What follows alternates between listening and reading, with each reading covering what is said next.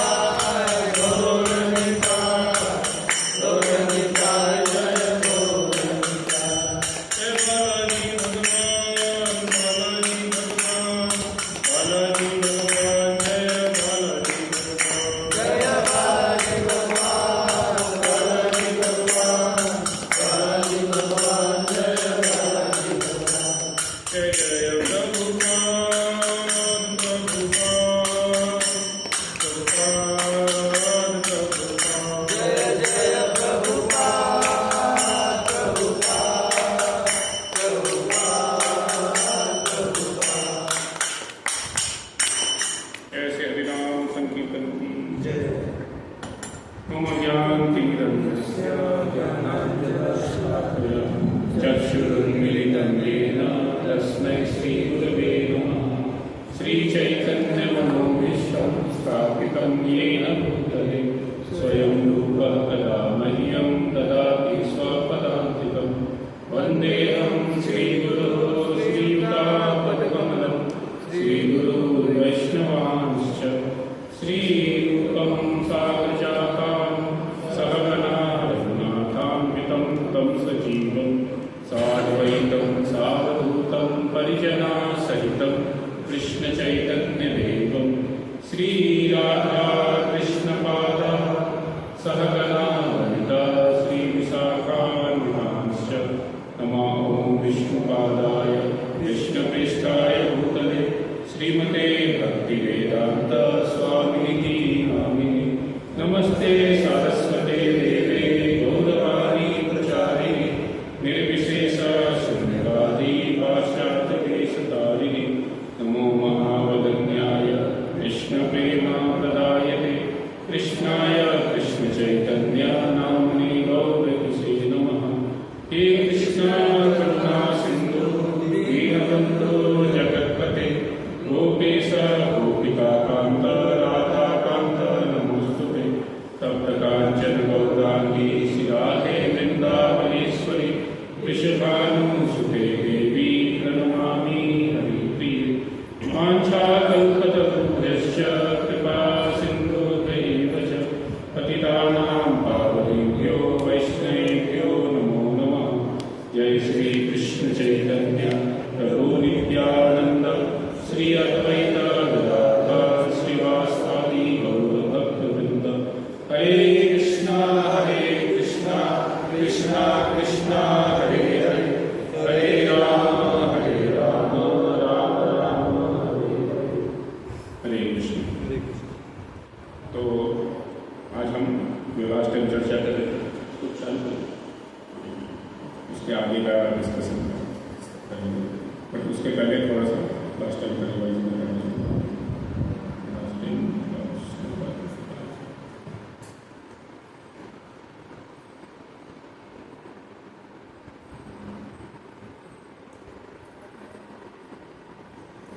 तो हम लोग तीसरे स्कंद के 25वें अध्याय का लास्ट टाइम 20 और 21 के 2 श्लोक का देखा था। वो 2 श्लोक को एक बार देख करके फिर हम आगे बढ़ेंगे।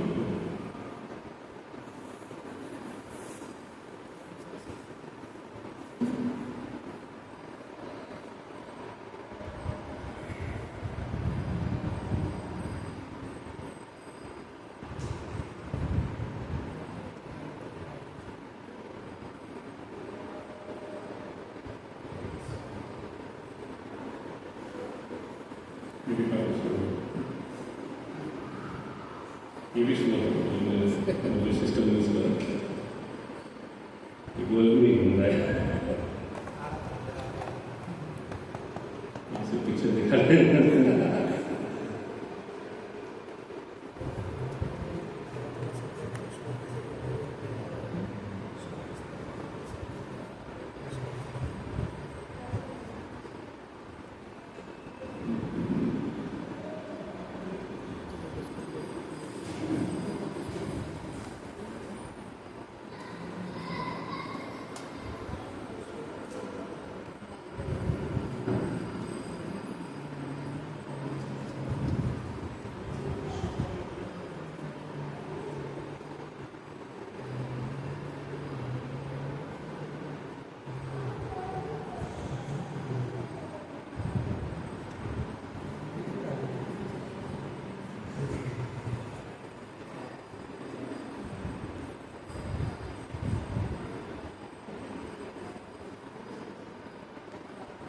तो ये जो 25वां अध्याय है, जैसे मैं पहले भी बताया था, कपिल देव जो है अपनी माता को शिक्षा दे रहे थे यहाँ पर। तो उसमें हमने लास्ट टाइम 20वां श्लोक देखा था।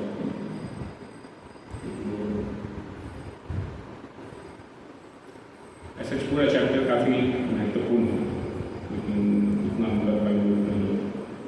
तो हमने ये श्लोक देखा था, दिख रहा है कि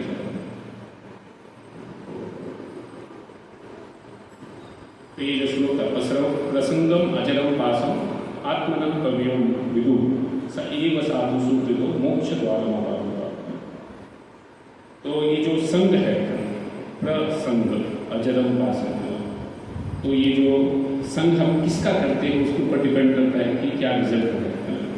अगर हम भगवान के भक्तों का, साधु लोगों का संग करते हैं तो मोक्ष का द्वार खुल जाता है, और अगर हम भौतिकतावादी लोगों का संग करते हैं तो इस भौतिक जगत में और बदत हो जाते हैं। तो ये हमारे ऊपर है कि हम किससे आसक्त होना चाहते हैं। तो अगर हम भगवान के भक्तों से आसक्त होते हैं तो बंधन से मुक्त हो जाते हैं, लेकिन अगर सांसारिक आसक्ति होती है तो ये सबसे बड़ा बंधन है आत्मा।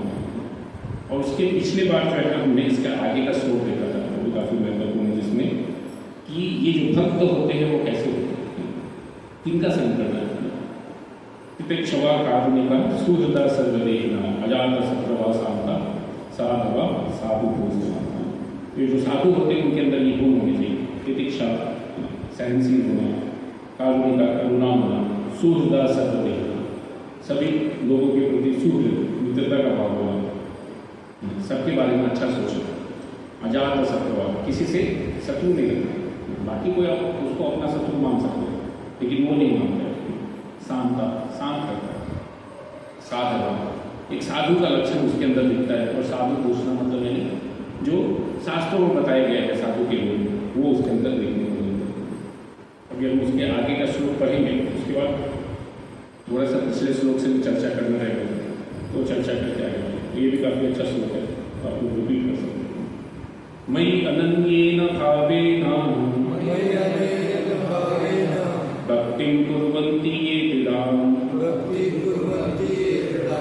मत्कृते त्यक्तकर्माणः त्यक्त्य स्वजनबान्धवा। मयि अनन्येन भावेन भक्तिं कुर्वन्ति ये दृढां मत्कृते त्यक्तकर्माणः त्यक्त्य स्वजनबान्धवा।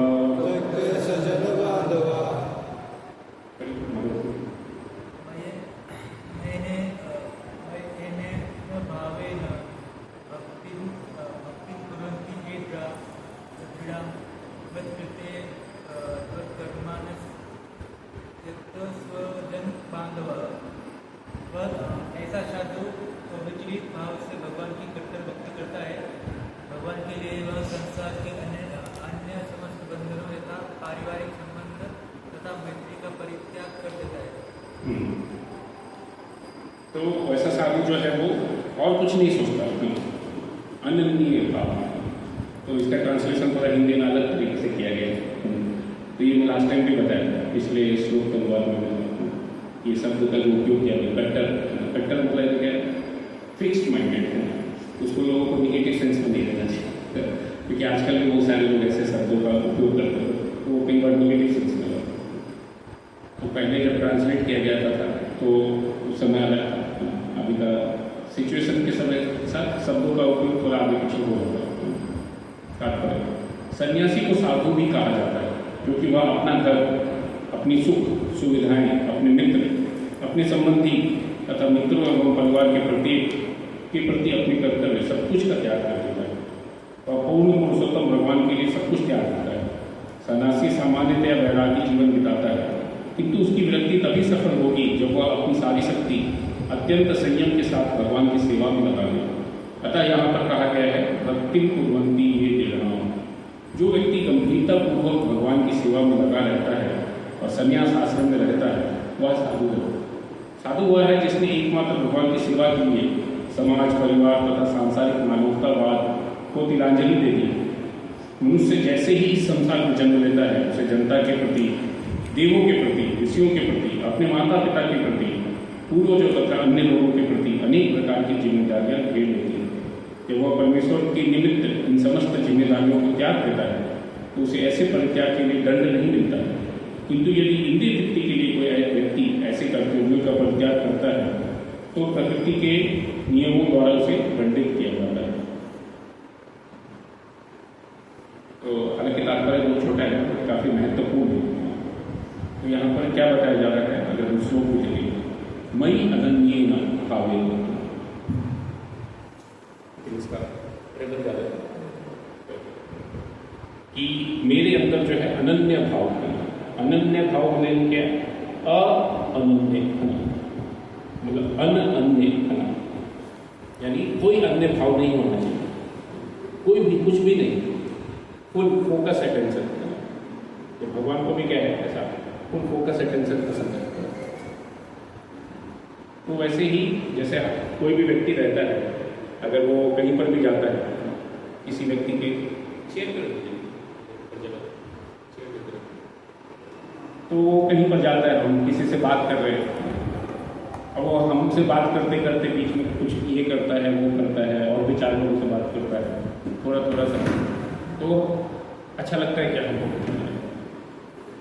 खासकर अगर वो हमारा जूनियर है, अगर कोई कंपनी में किसी का बॉस है, वो जाकर के किसी से बात कर रहा है और वो अपने और भी लोगों से, साथी लोगों से भी बात कर रहा है और बॉस से भी बात कर रहा है, हाँ आपको भी बताता हूँ आपके परसेंटेज, तो वो कभी भी अच्छा नहीं लगेगा, किसी को भी अच्छा नहीं लगेगा। तो फिर भगवान को क्यों अच्छा लगेगा?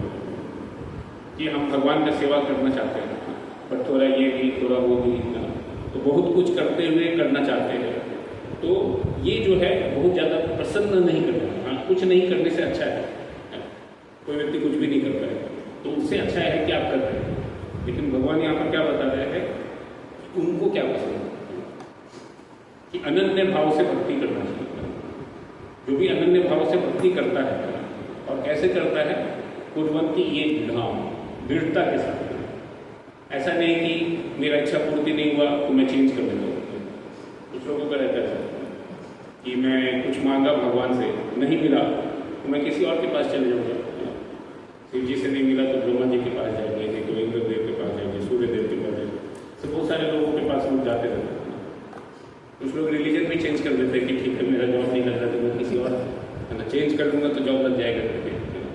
वैसे भी बहुत सारी चीज़ें चलती रहती हैं, लेकिन यहाँ पर भगवान क्या बोलते हैं? ये सभी चीज़ें टेस्ट है। तो भगवान जो देखते हैं एक व्यक्ति कितना दृढ़ है भक्ति करने, तो फिक्सिटी है, मतलब यानी क्या है कि वो बहुत डिटरमाइंड है करने के। जैसे आप कभी भी किसी का एग्जाम्पल सुनेंगे कि है ना काफ़ी अच्छा किसी का एग्जाम्पल कोट किया जाता है, तो रेगुलर कोर्स उसने किया, कौन कोट करता है ऐसे एग्जाम्पल? कोई नहीं कोट करता। तो चैलेंज आया तब जा करके उसने कुछ किया, ऐसे एग्जाम्पल को कोट किया जाता है। कोई गरीब व्यक्ति है, पढ़ने के लिए कुछ नहीं, कुछ फैसिलिटी नहीं, तो भी वो पढ़ करके जो है बहुत बड़ा अफसर बन गया या बहुत बड़ा एग्जाम क्लियर किया उसने, तो उसका एग्जाम्पल लोग कोट करते। जिसको बहुत सारे फैसिलिटी उपलब्ध है ना, वो 12वीं पास कर गया तो उसको कौन कोट करने वाला है? वो तो रेगुलर है, हर कोई पास करता है, ये भी पास किया। तो ऐसे एग्जाम को कोई कोट नहीं करता। तो वैसे ही यहाँ पर भी क्या बता रहे हैं कि इवन कुछ कठिनाई आए तो भी अगर कोई व्यक्ति फिक्स है तो क्या दिखाता है? उसका अनन्य भक्ति को दिखाता है। ये तो अनन्य भक्ति है कैसे पता लगेगा? अनन्य भक्ति पता लगने के लिए भी जब टेस्ट होगा तभी पता लगेगा, और जब टेस्ट होगा तो क्या चाहिए? दृढ़ता चाहिए, नहीं तो वो हिल जाएगा। जो कर रहा है वो कर ही नहीं पाएगा, वो बेविल्डर हो जाएगा या कंफ्यूज हो जाएगा। और उसके लिए क्या करना पड़ता है? यहाँ पर थोड़ा बहुत एग्जाम्पल भी बता रहे, मत करते मेरे लिए, मत करते भगवान बता रहे मेरे लिए त्यक्त कर्मारस, वो अपना कर्म भी त्याग सकता है। त्यक्त स्वजन बांधव, अपने लोगों को भी त्याग सकता है, अपने बंधुओं को भी त्याग सकता है, मित्र परिवार संबंधी वगैरह सब चीज़ों का वो परित्याग कर सकता है। मतलब ऐसा भी सिचुएशन कभी कभी भगवान ला सकते हैं, थोड़ा डेंजरस है, बट क्या है ऐसा वो जस्ट बता रहे हैं। इवन अगर कुछ ऐसा भी आया तो एक व्यक्ति को डरना की जरूरत नहीं है। अगर हम भगवान के शरण में हैं तो भगवान देख लेंगे, और ऐसे टेस्ट हुए भी हैं, ऐसा नहीं कि नहीं हुए। तो हम उस चीज़ के बारे में थोड़ा चर्चा भी करेंगे। लेकिन यहाँ पर क्या बताया जा रहा है, खासकर तात्पर्य में प्रभुपाद जो है साधु के वृत्ति को बता रहे, जो कि हम लोगों ने पहले भी चर्चा की।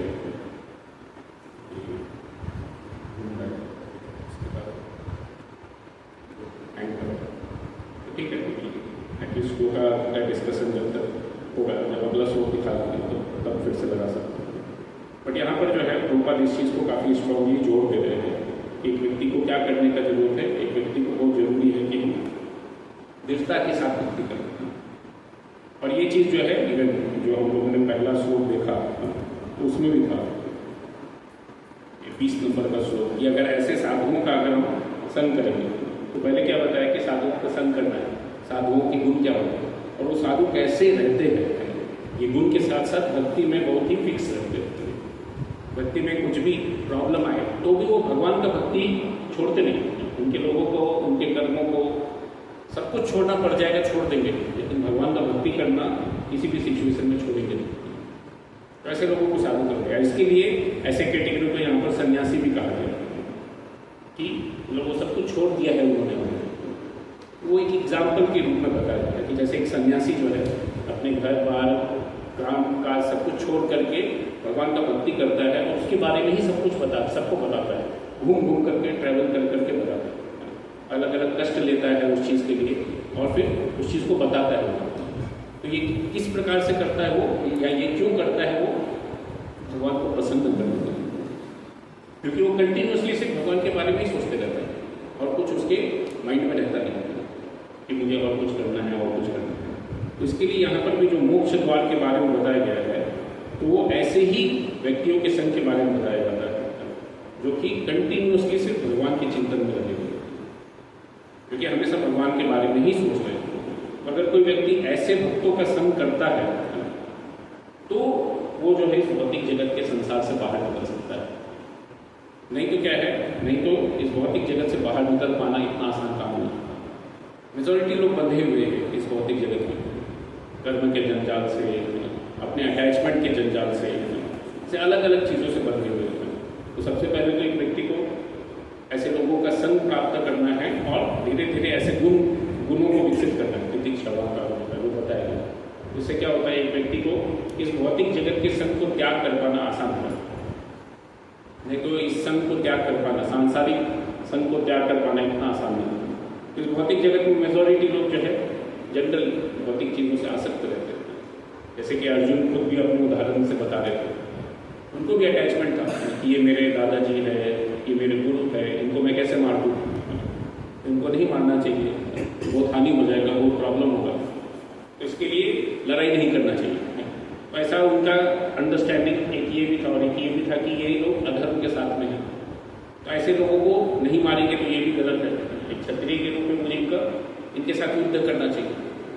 तो वो बहुत कन्फ्यूज थे कि एक तरफ धर्म ये भी बताता है, एक तरफ धर्म ये भी बताता है, लेकिन कौन सा ज़्यादा इम्पोर्टेंट है ये उनको समझ में नहीं आ रहा। इसके लिए उन्होंने वहाँ पर प्रश्न पूछा भगवद्गीता में और फिर बाद में भगवान ने बताया ये सभी चीज़ों का उत्तर बहुत आसान है अगर हम बेसिक चीज़ को समझते कि हम ये शरीर है ही नहीं, हम शरीर नहीं, हम आत्मा है।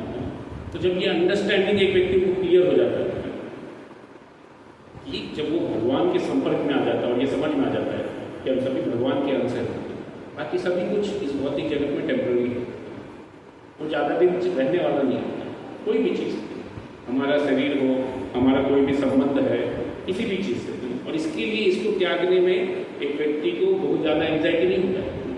जैसे यहाँ पर भी बताया जा रहा है, ऐसा नहीं कि वो उसको बहुत ये लगता है, बहुत प्रॉब्लम लगता है या बहुत प्रॉब्लम के साथ क्या होता है। जैसे भरत महाराज का भी उदाहरण आता है कि भरत महाराज जो ऋषभ देव के पुत्र थे, वो अपने राज्य को, पूरे पृथ्वी के ही राजा थे, अपने राज्य को, अपनी पत्नी को, अपने बच्चों को, और सब लोग सुनने वाले थे, आजकल के जैसे नहीं थे कि लोग सुनते ही नहीं एक दूसरे का।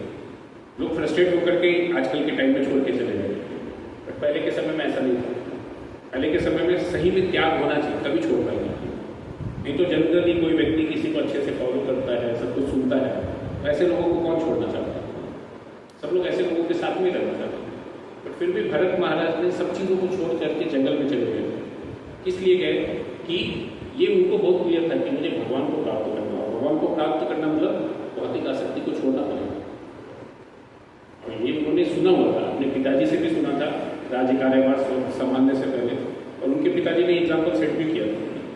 वो भी सब कुछ छोड़ छाड़ करके सबको इंस्ट्रक्शन देके चले जाते थे। तो उसी प्रकार से भरत महाराज ने भी किया और उन्होंने भी वो प्रयास किया, बट समहाउ वहाँ जाकर के वो एक हिरण से आसक्त हो गए। इसके लिए बाद में फिर हिरण के रूप में जन्म देना पड़ा। तो साथ साधुओं का संग का कमी था, इसके कारण प्रॉब्लम होती। तो इसके लिए वो पूरा अटैचमेंट कटा नहीं, काफ़ी हद तक जा चुका था, लेकिन थोड़ा सा रह गया। तो वैसे यहाँ पर भी क्या पता चला कि एक व्यक्ति को साधुओं के संग में रह करके भगवान के बारे में कथा सुनना चाहिए, भगवान के बारे में डिस्कशन करना चाहिए। जैसे भगवद गीता में भी एक श्लोक आता है 9वें या 10वें अध्याय में, यहाँ पर ये बोलते हैं कि मतलब यानी बोधयंता परस्परम कथयंतश्च माम नित्यं तुष्यन्ति च रघुवंशम्। स्टार्टिंग में याद देना, बट बेसिकली क्या है कि जब मेरे भक्त लोग एक साथ आते हैं तो क्या करते हैं, आपस में चर्चा करते हैं। किसके बारे में? मेरे बारे में। तो मेरे बारे में अलग अलग तरह से डिस्कशन करते हैं कि भगवान ने यहाँ पर कौन सा लीला किया था, वहाँ पर क्या किया था, इससे हम क्या सीख सकते हैं, क्या समझ सकते हैं, हम क्या करेंगे तो भगवान को ज़्यादा पसंद आएगा। तो वो सभी चीज़ें भगवान को केंद्र में करते हुए या रखते हुए चर्चा होता है। तो भगवान के भक्त जब एक साथ आते हैं तो भगवान और इसके बारे में, उनका सेवा और अच्छे से कैसे हो, इसके बारे में चर्चा करते हैं। ऐसा भगवान भी भगवद गीता में भी पता है, और वही चीज़ यहाँ पर भी बताया जाता है कि एक व्यक्ति कैसे इससे बाहर आ जाता है भौतिक चेतना से, क्योंकि वो कंटिन्यूअसली भगवान के बारे में ही चिंतन करते रहता है। उसका फोकस उधर ही है कि मुझे भगवान को प्रसन्न करना है। जैसे यहाँ पर भी इस श्लोक में बताया जा रहा है कि एक व्यक्ति जब भगवान को प्रसन्न करने का प्रयास करता है, उसके सारे प्रॉब्लम अपने आप धीरे धीरे खत्म होते चले जाते हैं। तो एक व्यक्ति को ये प्रयास करने के लिए थोड़ा सपोर्ट का जरूरत होता है। तो एक तो अच्छा गाइडेंस होना चाहिए, अच्छा संग होना चाहिए, जो लोग एनकरेज करें। कुछ लोगों का हिस्सा ही, लेकिन वो होना चाहिए। और कुछ एग्जाम्पल को देख पाए कि हाँ इन लोगों ने ऐसा किया, जब ऐसा सिचुएशन था, उसको बहुत आसान हो जाता है। और किधर भी ऐसा होता है, कोई व्यक्ति अगर कोई टफ जॉब भी कर रहा है तो एटलीस्ट एक दो लोग हैं जो उसको बताए कि हाँ बराबर कर, इस प्रकार से आगे बढ़ना चाहिए। तो बहुत सारे टफ एग्जाम्स रहते हैं, IIM का देते हो, मैनेजमेंट का या UPSC वगैरह का, तो जो टॉपर्स रहते हैं वो लोग गाइड करते, तो उनको समझाना बराबर बता रहे। तो इन्होंने किया तो ऐसा सक्सेसफुल हुआ, वैसे मैं भी करूँगा तो मैं भी हो सकता हूँ। तो वैसे ही भगवान के भक्त भी अपने पहले के भक्तों को देखते हैं कि वो किस प्रकार से जीवन जीते, और इसके लिए ऐसे साधुओं का संग करते हुए जब वो भगवान का भक्ति करते हैं, और ये चीज़ भी क्या है, भगवान की कृपा से ही होता है। तो भगवान का कृपा एक व्यक्ति के ऊपर कैसे है वो बहुत आसानी से देख सकते हैं कि उनको वो भगवान अपने भक्तों का संग प्रदान करते हैं। तो एक व्यक्ति को भक्तों का संग भी भगवान की कृपा से ही मिलता है। जब भगवान देखते हैं कि ये व्यक्ति काफ़ी सिंसियर है, मेरा भक्ति करना चाहता है, तो उसको अरेंज करते हैं भगवान के भक्तों के संग, और उसका सिंसियरिटी को फिर टेस्ट करना चालू करते हैं। जैसे यहाँ पर बताया गया जो कितना सिंसियर है, कहाँ तक मैं उसको शुद्ध कर सकता हूँ। तो थोड़ा थोड़ा करके इंटेंसिटी बढ़ते जाता है। तो पहले तो एक दो भक्तों का ऐसा वीकली संग होता है, नहीं तो महीने में एक बार होता है, तो लोग थोड़ा थोड़ा इनपुट देते हैं, आप जब कीजिए थोड़ा ये कीजिए वो कीजिए। लेकिन जब लोग रेगुलरली रहने लग जाते हैं एक साथ में, अपना भक्तों के संग में रहते हैं, तो कंटिन्यूस इनपुट मिलता है, और वो जनरली एक्सेप्ट करके फॉलो कर पाना इतना आसान नहीं होता कि लोग मेरे पीछे कर गए। कुछ भी करता हूँ तो फीडबैक आ जाता है, छींकने का नहीं, ऐसे नहीं करने का है, नहाते समय भी ऐसा ठीक से ध्यान रखने, हर एक चीज़ में शास्त्रों में हर एक चीज़ के बारे में बताया गया है, और इसके लिए लोग जो है बताते हैं। लेकिन क्या है, जब हमको ऐसा इनपुट मिलता है तो हम कितना इजीली एक्सेप्ट कर पाते हैं। तो वो क्या है, वो हमारा अटैचमेंट को देखते हैं कि हम अपने कंफर्ट से कितना अटैच है, और अगर नहीं अटैच है तो फिर हमको फॉलो करने में कुछ भी प्रॉब्लम नहीं कि भगवान को जो पसंद करेगा तो मैं करूँगा। उसके लिए मेरा कंफर्ट क्यों देखना। कोई बोलता है कि नहीं सोना नहीं चाहिए, सुबह सुबह जाकर जल्दी उठना चाहिए, और मंदिर में बैठ करके अच्छे से ध्यानपूर्वक जप करना चाहिए। तो ये सभी चीज़ों में स्ट्रगल होता है, इतना आसान नहीं है। जनरली लोगों को क्या है, नींद बहुत पसंद है, तो इग्नोरेंस से बाहर निकल करके भगवान का भक्ति करना इतना आसान चीज़ नहीं। तो लोगों को बहुत कंफर्ट लगता है, मैं आराम से सोता हूँ, किसी को डिस्टर्ब नहीं करना चाहिए। कभी कभी लोग जो है कंटिन्यूस अगर भक्तों के संग में रहते तो कहीं लोग गायब हो जाते हैं कि किसी को डिस्टर्ब नहीं करना चाहिए, है ना, कहीं छुप के सो जाएंगे कि कोई आना नहीं चाहिए मुझे बताने के लिए या पकड़ने के लिए। और कुछ लोग जो है अपने आप को छुपा के रखने के लिए क्या है, कोई फिक्स जगह नहीं रखते। कभी इधर जब करेंगे, कभी इधर जब करेंगे, तो क्या होगा अगर किसी दिन नहीं भी रहेंगे, नहीं मैं उधर था ना, मतलब उधर वाली ड्यूटी कुछ नहीं, मैं उधर था तो हर एक को घुमा सकते थे। तो इसके लिए जनरली शास्त्र में बताया जाता है कि एक व्यक्ति को क्या थोड़ा फिक्स होना चाहिए, स्पेशली भक्ति में दृढ़ता होना बहुत जरूरी है। तो ये सभी चीज़ें क्या है, ये सभी चीज़ें एक्सक्यूज आते रह जाता है। माइंड जो है बहुत सारा इनोवेटिव आइडिया देता है, पॉजिटिव भी देता है, निगेटिव भी देता है। हम किसको एक्सेप्ट करके फॉलो करते हैं वो हमारे ऊपर है। अगर हम निगेटिव आइडिया को फॉलो करेंगे तो उसका जनरेशन बढ़ जाएगा, क्योंकि हम उसको कल्टिवेट कर रहे हैं, उसको हवा दे रहे हैं। जिस आग को हम हवा देते हैं वो बढ़ जाता है, जिसको नहीं देते वो शांत हो जाता है, धीरे धीरे तुरंत नहीं होता। तो वैसे ही अगर हम निगेटिव थॉट को बढ़ावा देंगे, उसको हवा देंगे, तो वो बढ़ेगा। पहले एक घर बंद करने को बताएगा, बाद में और धीरे धीरे करके ऐसे लोगों को क्या होता है, वो लोग पत्ती छोड़ के ही चले जाते हैं।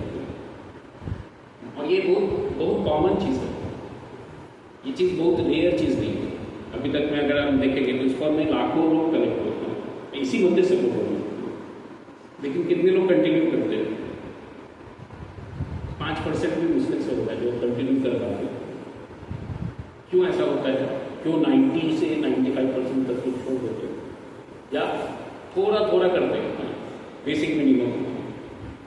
क्योंकि वो क्या है ना, वो भगवान का जो शुद्धिकरण का प्रोसेस है, कि भगवान चाहते हैं कि ये एक जन्म में ही शुद्ध करके वापस आ जाए, इसको ज़्यादा टाइम नहीं लगना चाहिए।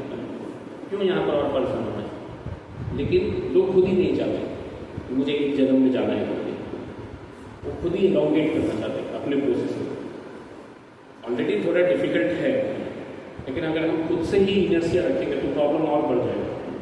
इसके लिए एक व्यक्ति को क्या प्रयास करना चाहिए कि हम खुद से एटलीस्ट अपने जीवन में प्रॉब्लम नहीं डालें, अपने भक्ति में, कि मेरे भक्ति में ऑलरेडी कई सारे रुकावट हैं, बहुत सारे प्रॉब्लम्स रहते हैं। एक व्यक्ति जैसे जैसे भक्ति करता है पता लगता है, अच्छे अनर्थ बताए गए, किसी के अंदर कोई चीज़ प्रॉमिनेंट रहता है, किसी के अंदर कोई नहीं। किसी को काम वासना ज़्यादा रहता है, किसी को क्रोध ज़्यादा रहता है, किसी को लोभ बहुत ज़्यादा रहता है, किसी को इग्नोरेंस काफ़ी ज़्यादा रहता है। तो अलग अलग लोगों का अलग अलग चीज़ों से अटैचमेंट ज़्यादा है। इसका मतलब ये नहीं कि बाकी नहीं रहता है, बट किसी चीज़ से ज़्यादा होता है, क्योंकि काफ़ी प्रोमिनेंट है उनके लाइफ में। ऐसे बहुत सारे प्रॉब्लम ऑलरेडी है उनके जीवन में, तो उससे निकलने के लिए क्या है, एक व्यक्ति को प्रयास करना है। लेकिन अगर हम उसमें भी लेजीनेस करेंगे, जो ऑलरेडी है, जो सिंपल है हमारे लिए करने के, तो क्या होगा, जो प्रॉब्लम है वो तो एज इट इज़ ही रह जाएगा, कभी सॉल्व भी नहीं होगा, वो क्लियर ही नहीं हो पाएगा। तो इसके लिए उसको क्लियर करने के लिए थोड़ा इंटेंसिटी चाहिए भगवान का भक्ति करने के लिए। जो हमारी चर्चा करूँ, जैसे कि हम जो भक्ति कर रहे हैं किस प्रकार से करना चाहिए, तो इसके लिए एक व्यक्ति को भक्तों के संग में आकर के भक्ति करना चाहिए। और प्रभुपाद बोलते भी थे ये चीज़ कि जो व्यक्ति सोचता है कि मैं अकेले रह करके भक्ति कर लूँगा, वो क्या है, वो पागल हो गया, ऐसा बोलते थे कि वो इनसेन है, उसका दिमाग नहीं चल रहा है। तो वो ऐसा क्यों बोल रहे हैं? क्योंकि उसको कॉमन लॉजिक ही नहीं, अकेले रह करके भक्ति कर पाना प्रैक्टिकली पॉसिबल नहीं है आजकल के समय में। आजकल के समय में माया इतना प्रभावशाली है कि जैसे ही एक व्यक्ति भक्तों के संग से दूर चले जाता है, माया तुरंत खींच लेती है। कितनी उदाहरण है, बहुत सारे उदाहरण। जैसे मैं तो ये राधानाथ स्वामी महाराज का क्लास सुनता था, तो वो बता रहे थे, एक भक्त थे वृंदावन में, वो प्रभुपाद को बोले कि मैं भी हरिदास ठाकुर की तरह 192 माला करूँगा। फिर बाद में प्रभुपाद बोले, फिर क्या 2 घंटा, ठीक है 192 128 करूँगा ना, 128 तो कर सकते हो। उसमें क्या होता है, 15-16 घंटा लगता है, 8 घंटा तो मिल रहा है, सो लेंगे, खा पी लेंगे, ऐसा। फिर बाद में दिन भर जब करेंगे, तो उस प्रकार से जो है। लेकिन प्रभुपाद उनको बोलते नहीं, आप 16 माला कीजिए, सेवा कीजिए। लेकिन वो प्रभुपाद जाने के बाद वो क्या बोलते हैं, वो भक्त है ना, ऐसा डिवोटी लोगों का भी बहुत वो रहता है, मतलब वो अपने गलत चीज़ों को भी वो जस्टिफाई कर देते हैं,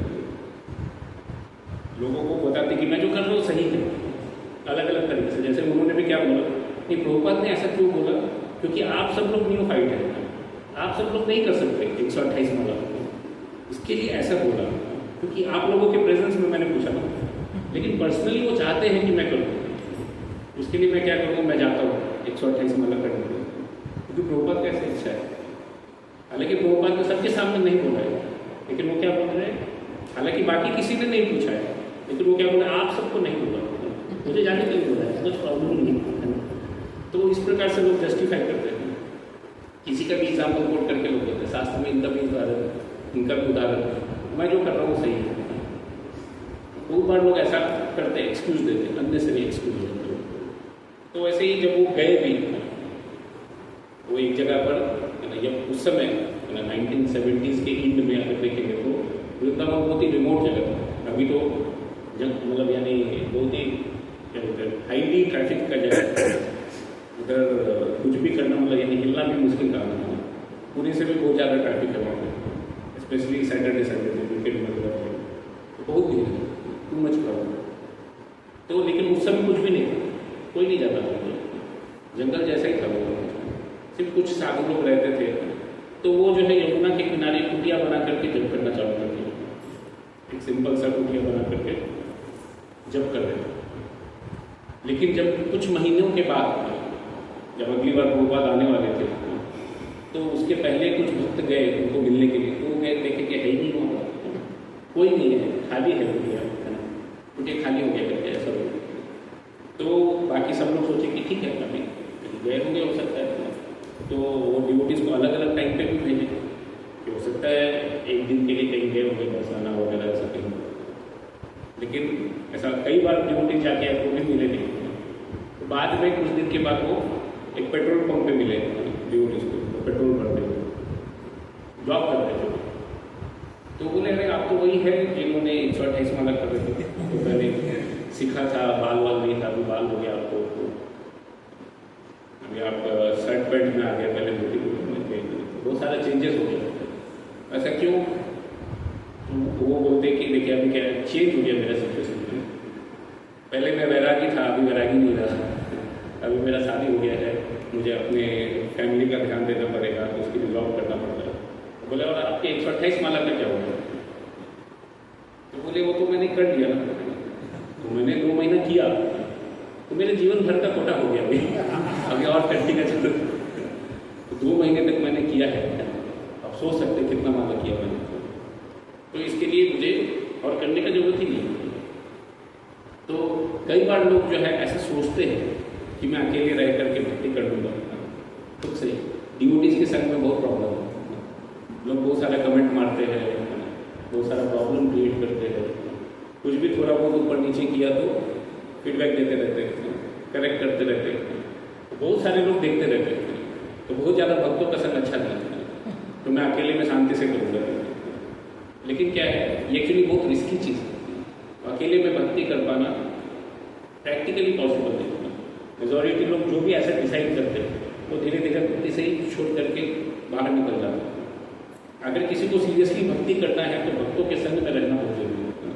अगर एक व्यक्ति भक्तों के संग में रहता है तो फिर वो धीरे धीरे करके भक्ति में आगे बढ़ जाता है। जैसे कोई व्यक्ति जो है गार्डन मेंटेन करता है, गार्डन बनाता है, तो उसको मेंटेन करने के लिए बहुत मेहनत करना पड़ता है, और वो कुछ महीनों के लिए नेग्लेक्ट कर देगा तो उधर बहुत घास आ जाएगा, तो सारा गार्डन डूब जाएगा, बहुत ज़्यादा टाइम नहीं लगता है। वैसे ही भक्ति को भी मेंटेन करने के लिए क्या है, कंटिन्यूस अटेंशन चाहिए और रेगुलर केयर देना बहुत जरूरी है।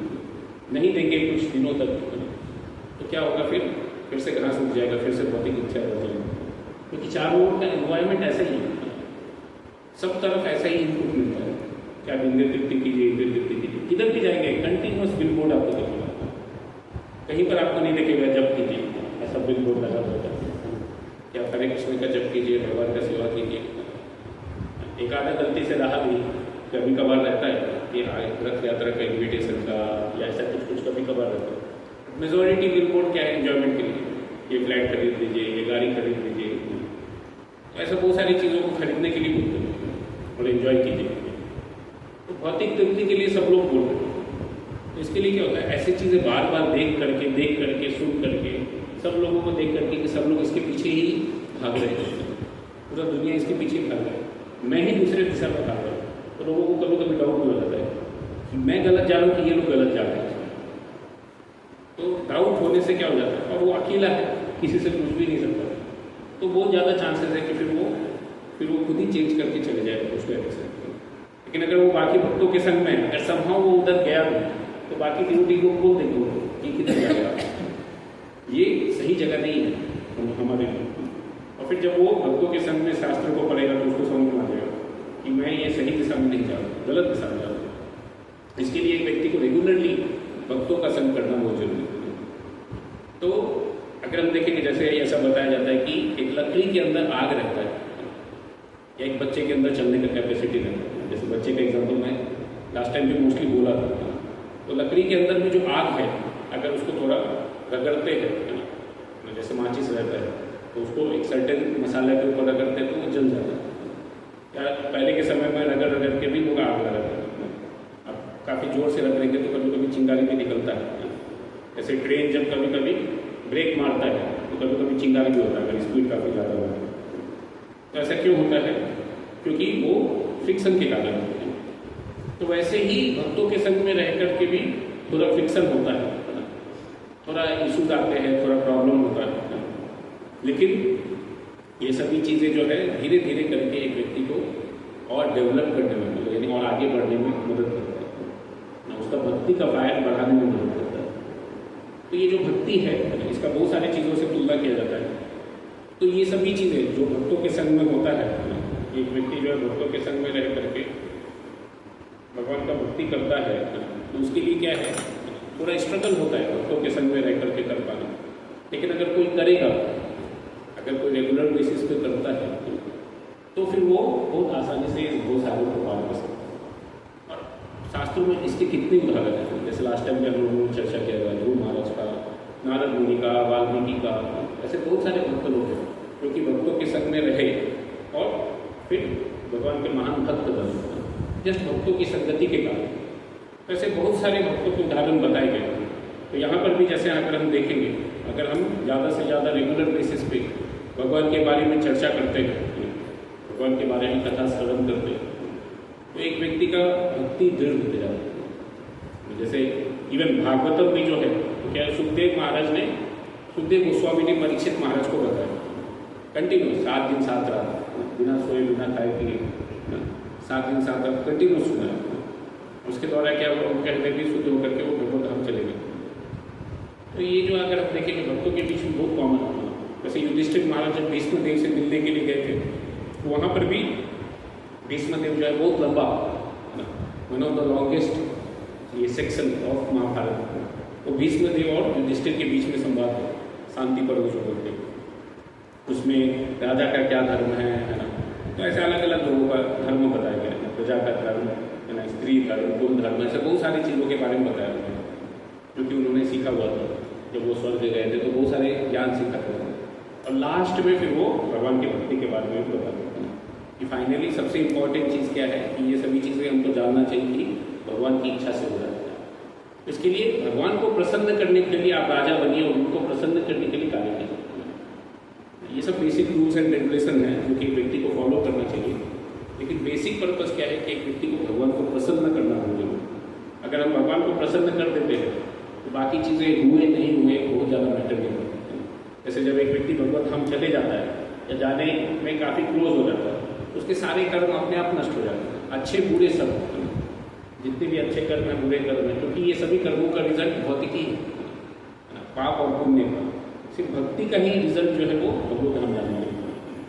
तो एक व्यक्ति को इसके लिए बहुत ज़्यादा इसके बारे में एंग्जाइटी नहीं रहनी चाहिए। भगवान की भक्ति में जो है वो मेन फोकस होना चाहिए। ऐसा नहीं कि शास्त्र में बार बार ऐसा जैसे यहाँ पर बताया जा रहा है कि सबको छोड़ छाड़ करके संन्यास लेना या साधु बन जाना है, ये कोई जरूरी चीज़ नहीं है। लेकिन अगर जरूरत पड़ा तो करने से हिचकिचाना भी नहीं चाहिए। मतलब इन द सेंस ऐसे बहुत ज़्यादा इंकरेज नहीं करते, लेकिन एक व्यक्ति को रिस्पॉन्सिबिलिटी लेना चाहिए, जानना चाहिए कि ये मेरे जीवन का प्रायोरिटी है भगवान का भक्ति करना। इसके लिए एक व्यक्ति को बैलेंस करना आना चाहिए कि मैं पढ़ाई करते हुए या जॉब करते हुए भी ये चीज़ें कर पाऊँ। जो बहुत सरल है, अगर कोई व्यक्ति सुबह उठता है और ये चीज़ को ऊपर बार बार जोड़ देते हैं कि सुबह का समय जो है आध्यात्मिक जीवन में के लिए बहुत जरूरी है, तो ब्रह्म मुहूर्त का समय बताया जाता है। तो सुबह सुबह जनरली एटलीस्ट इंडिया में तो जॉब चालू नहीं होता है, कुछ फॉरेन कंट्री में सुबह जल्दी चालू हो जाता है, बट या सिर्फ जॉब जो लोग करते हैं उनके लिए हो सकता है। बट मेजॉरिटी जो जॉब है वो 9 बजे 10 बजे ऐसे आराम से चालू होता है, कुछ 11-12 बजे भी चालू होता है।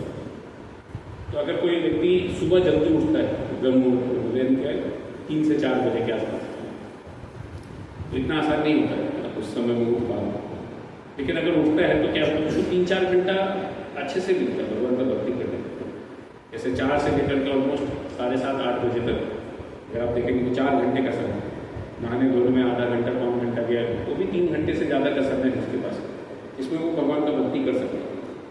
तो भगवान का हरे कृष्ण मंत्र का जप करना, पूरा भगवान के बारे में कथा सुनना और भगवान का थोड़ा बहुत आरती करना, छोटी सी आरती कर सकते हैं।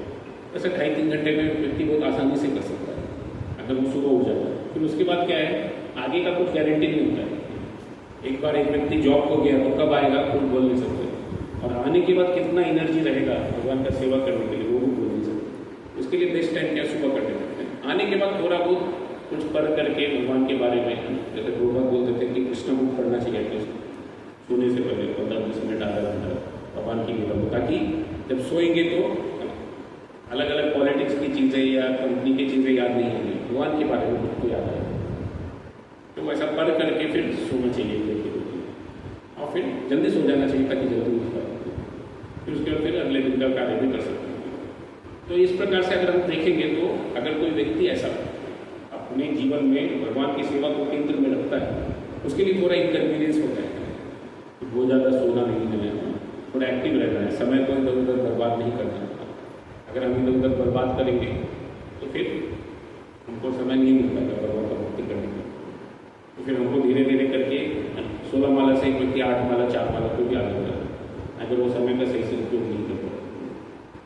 और रीज़न देने के लिए लोग बहुत सारे रीज़न दे सकते हैं, उसका कोई नहीं, एक के बाद एक बहुत सारे रीज़न दिए जा सकते हैं। लेकिन एक व्यक्ति जो भगवान का भक्ति करना चाहता है वो भी बहुत गंभीरता से भगवान का भक्ति कर सकता है, धीरे धीरे करके और इंटेंसिव कर सकता है। और धीरे धीरे करके ऐसा शास्त्रों में जनरली बताया गया कि एक व्यक्ति को आगे जा करके वानप्रस्थ या संन्यास लेना चाहिए, लेकिन धीरे धीरे परिवार से आसक्ति छोड़ करके मेनली भगवान का भक्ति करना चाहिए। उसका मेन फोकस वो हो जाना चाहिए ताकि वो आसक्ति जो है, जो इस भौतिक जगत से वो छूट पाए और भगवान से आसक्ति बढ़े। इसके लिए इस चीज़ को बहुत फोकस करके बताया जाता है। और ऐसे बहुत सारे उदाहरण भी हैं, जैसे जब धृतराष्ट्र भी काफ़ी अटैच थे तो विदुर आते हैं वहाँ पर उनको बताने के लिए कि आप सब कुछ छोड़ छाड़ करके अभी जंगल में चले जाइए ना, ऐसा मत सोचिए कि अभी भी आप ही आ जाए। ऑलरेडी आपके सारे पुत्र मारे गए ना, इतना बड़ा युद्ध हो गया, उस समय तो आपने कुछ किया नहीं युद्ध को रोकने के लिए। भगवान कृष्ण भी आए थे, मैं भी बोला था आपको क्या दुर्योधन को निकाल दो, वही सबसे बड़ा युद्ध का कारण है। तो अभी क्या है, अभी तो हो गया जो होना था, लेकिन आप आपके बारे में सोचिए। अगर आप इसी तरीके से इस राष्ट्र से आसक्त बैठे रहेंगे इतने बूढ़ा होने के बाद भी, तो फिर क्या फायदा होगा। इतने सारे साधुओं का संग किया आपने राजा के रूप में, अभी आपको क्या करना चाहिए, सब कुछ छोड़ छाड़ करके वानप्रस्थ लेकर के जंगल में चले जाना चाहिए और भगवान का भजन करना चाहिए। तो उस प्रकार से उनको बोलते हो। और ऐसे पहले के समय में बहुत कॉमन था, जैसे मैं भरत महाराज का भी बताया, पहले के समय में लोग एक समय के बाद रिटायरमेंट ले लेते थे वॉलंटरी। अभी ये यहाँ पर क्या होता है, फोर्स रहता है कि आफ्टर 60 सबको रिटायर करना ही पड़ेगा, एक्सेप्ट पॉलिटिक्स। पॉलिटिक्स में या कुछ कुछ जगह पर लोग जो है कभी रिटायर नहीं करते हैं, मरने तक बसे रहते हैं। तो भी क्या है, बाकी जगह अगर जॉब में देखेंगे तो लोगों को रिटायर करना पड़ता है, बट उसके बाद उनको लगता है मैं क्या करूँ, अभी तक तो इतना एक्टिव था, मैं 8-8 घंटा 9-9 घंटा काम करता था, अभी कुछ भी नहीं करने के लिए। तो कुछ लोग तो रिटायरमेंट के बाद भी बिजनेस चालू कर देते हैं। जैसे मैं मारुति में जॉब करता था तो वहाँ पर बहुत फेमस थे, वहाँ पर के जो MD थे, तो पहले IAS ऑफिसर थे वो, बाद में वो मारुति के MD बने और वो कंटिन्यू किया, हालांकि कंपनी बिक गया और इन द सेंस वो 2005 तक गवर्नमेंट कंपनी था, 6 में बिका, 5 की ईंट में। तो उस समय उनको ही कंटिन्यू किया क्योंकि वो काफ़ी मेहनती व्यक्ति थे और वो उनको इतना अटैचमेंट था। एक तो 60 साल तक किया, फिर कंपनी ने उनको 2 साल का एक्सटेंशन दे दिया, क्या काफ़ी अच्छे से मैनेज कर रहे और 2 साल की। लेकिन उसके बाद भी जब वो रिटायर किए तो उन्होंने अपना खुद का ही कंपनी चालू कर दिया कि मैं और एक कंपनी बनाऊंगा। अभी रिटायरमेंट होने के बाद भगवान का भजन करना ये सबसे कुछ मालूम नहीं, तो क्या करेंगे, अभी और एक कंपनी बनाएंगे शुरू से। तो जितना अभी तक कमाया सब लगा दिया उन्होंने, वो कंपनी चालू करने के लिए। तो कभी कभी लोगों को इतना ज़्यादा आसक्त होता है कि वो रिटायरमेंट करने के बाद भी पहले से और ज़्यादा एक्टिव हो जाते हैं भौतिक जीवन में, कम करने की जगह उल्टा हो जाता है। लेकिन भगवान क्या बोल रहे हैं, हमको उल्टा करना चाहिए कि भौतिक चीज़ें कम करनी चाहिए और आध्यात्मिक जीवन में अटैचमेंट बढ़ाना चाहिए या वहाँ पर इन्वॉल्वमेंट बढ़ाना चाहिए। एक व्यक्ति को ज़्यादा से ज़्यादा समय भगवान की सेवा में देना चाहिए, तभी तो एक व्यक्ति का आसक्ति छूटेगा। तो धीरे धीरे करके एक व्यक्ति को इस भौतिक जगत से छोड़ करके भगवान की सेवा में कंटिन्यूसली लगना चाहिए। और जब ये चीज़ पूर्ण रूप से हो जाएगा तब फिर वो भगवत धाम जाने के योग्य होगा, नहीं तो कैसे हो जाएगा। और ऐसे ही भक्तों का संग लेने के बारे में यहाँ पर बताया जाता है। और ये चीज़ जो है प्रभुपाद भी काफ़ी जोर देते थे। जैसे प्रभुपाद जो गोपियों का उदाहरण बताते थे कि गोपियों ने सब कुछ छोड़ दिया, जैसे यहाँ पर भी बताया त्यक्त स्वजन बांधव, कि गोपियों ने भी क्या है अपने स्वजन बांधव से लेकर सब लोगों को छोड़ दिया। क्यों छोड़ दिया? क्योंकि भगवान पुकार रहे थे और वो लोग मना कर रहे थे जाने के लिए। जब उन लोगों ने मना किया तो वो जो है उन्होंने ध्यान नहीं दिया। भगवान को प्रसन्न करने के लिए उन्होंने उनका साथ भी छोड़ करके जो है वो फिर भगवान के पास चले गए। इसके लिए ये चीज़ जो है शास्त्रों में बताया जाता है कि भक्ति का शुरुआत होता है जब एक व्यक्ति अपने बारे में सोचना कम कर देता है और वो धीरे धीरे गंभीर हो जाता है जब वो भगवान और भगवान के भक्तों के बारे में सोचना मेनली चालू हो जाता है।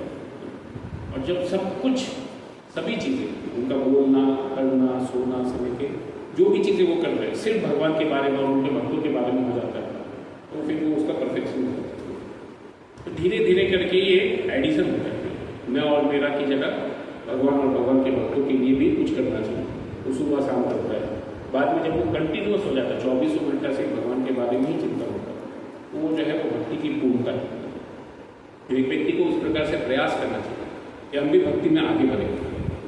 तो एक व्यक्ति को फोकस होना चाहिए इस डायरेक्शन। मतलब जब एक व्यक्ति को नॉलेज होगा तभी तो वो इस हिस्सा पर कार्य करेगा, नॉलेज ही नहीं तो कैसे कार्य करेगा। जैसे आप देखेंगे कि कुछ लोग रहते हैं 14 घंटा पढ़ाई करते हैं, क्योंकि उनको मालूम है कि ये क्यों कर रहा हूँ, तो मालूम है किस चीज़ के लिए कर रहा हूँ। कोई व्यक्ति जो है ये इंजीनियरिंग करने के लिए करता है या डॉक्टरी करने के लिए करता है, लोग +2 में बहुत पढ़ाई करते हैं।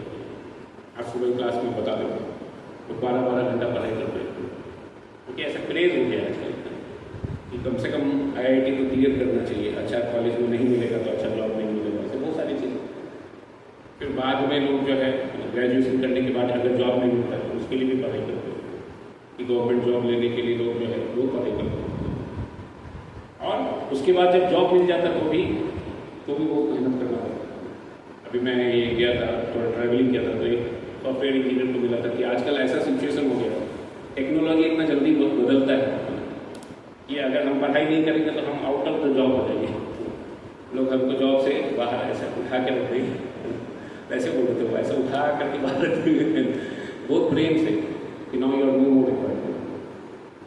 आपको 1 महीने का सैलरी दे देंगे और बोलेंगे आप कल से मत आओ, आपका सब कुछ आज जमा कर दो, सारा फॉर्मेलिटी कंप्लीट कर दो और कल से आपको आने की जरूरत नहीं। आपको 1 महीने की सैलरी गिफ्ट है ना जी नहीं, क्यों आप सीख नहीं पा रहे हैं इसके लिए। आजकल के समय, पहले के समय में क्या था, वो जैसे वो बोल रहे थे कि अगर सीख लिया एक टेक्नोलॉजी अच्छे से तो कम से कम 9-10 साल तक कोई एंजाइटी नहीं होती। अभी क्या एक व्यक्ति अगर जॉब कर रहा है तो बाद में उसका शादी होगा, वो कुछ होगा, तो उतना टाइम नहीं दे सकता वो सीखने के लिए।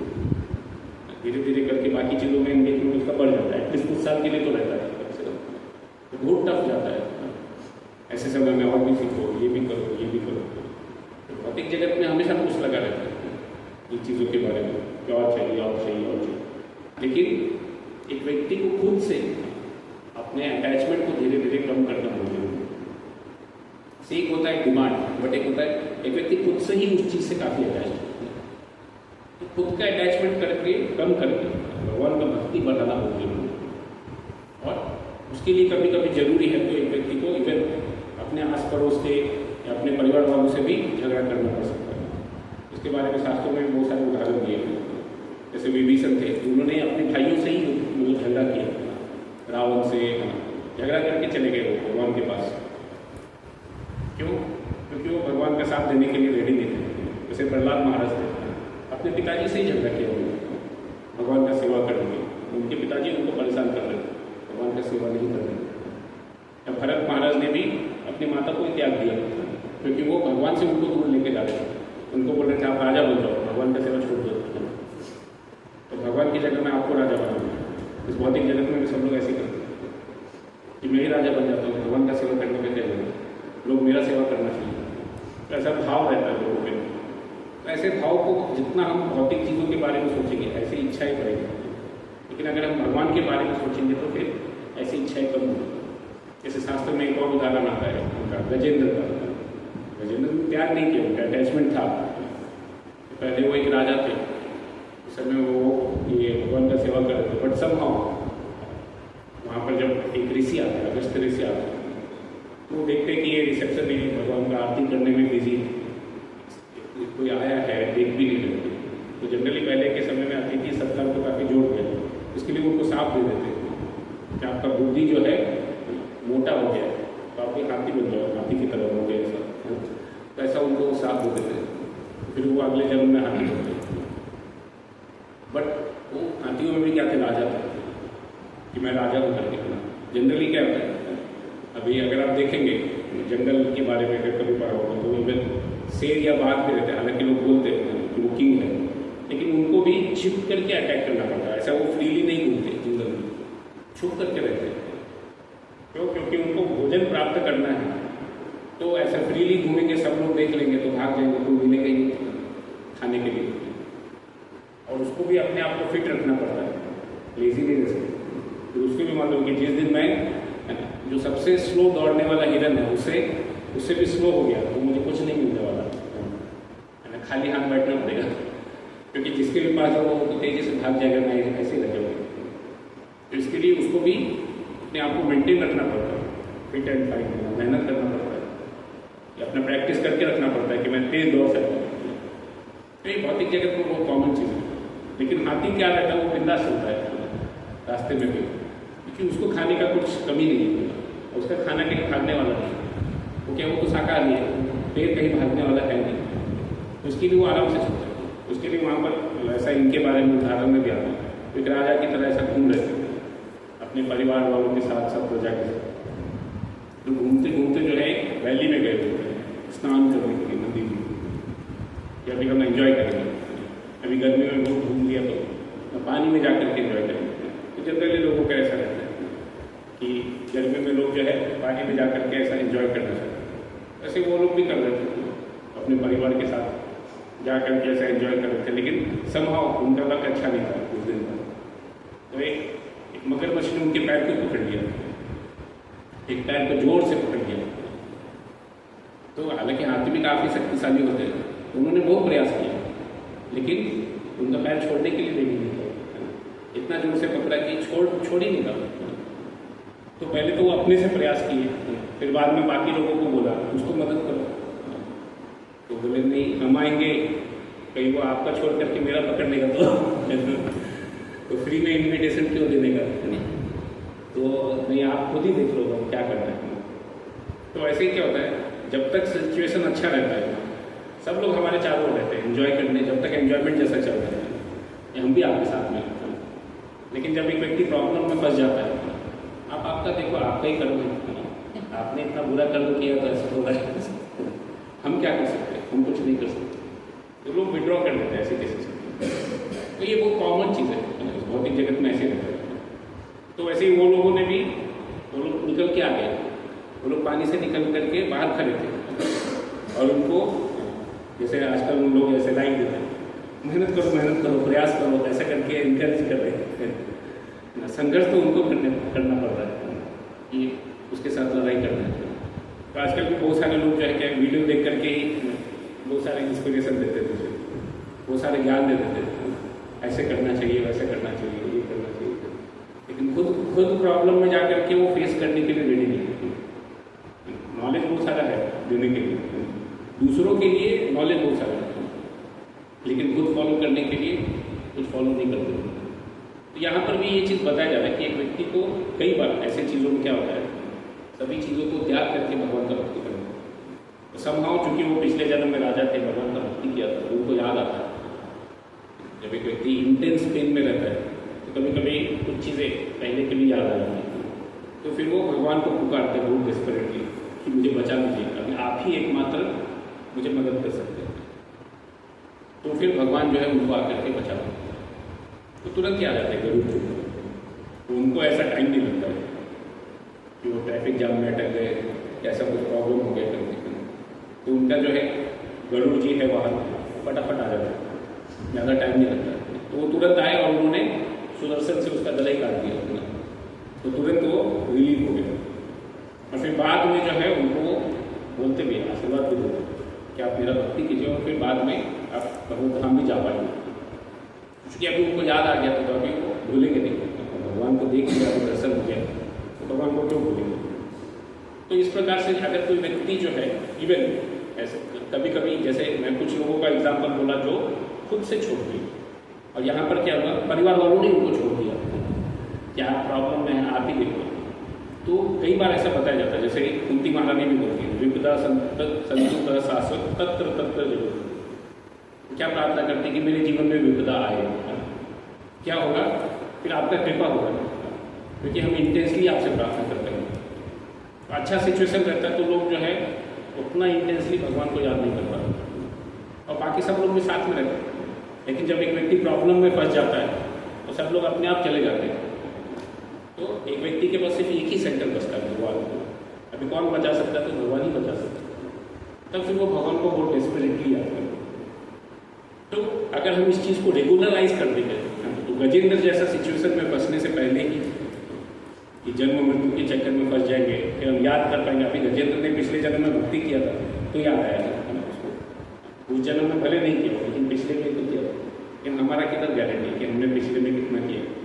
तो एटलीस्ट अभी अगर हम रेगुलर बेसिस पे अच्छे से करेंगे तो हो सकता है अंत समय में हमको भी भगवान याद आए और हमें भगवान का नाम लेकर के भगवान का याद आए। नहीं तो बहुत मुश्किल इस भौतिक जगत में ये भक्ति करके भगवान भगवत धाम जाना इतना आसान नहीं है।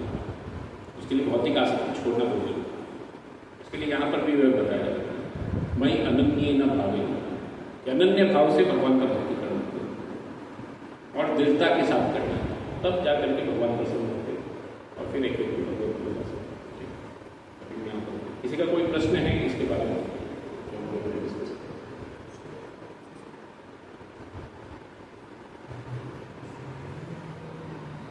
क्वेश्चन है तो बोल सकते हो।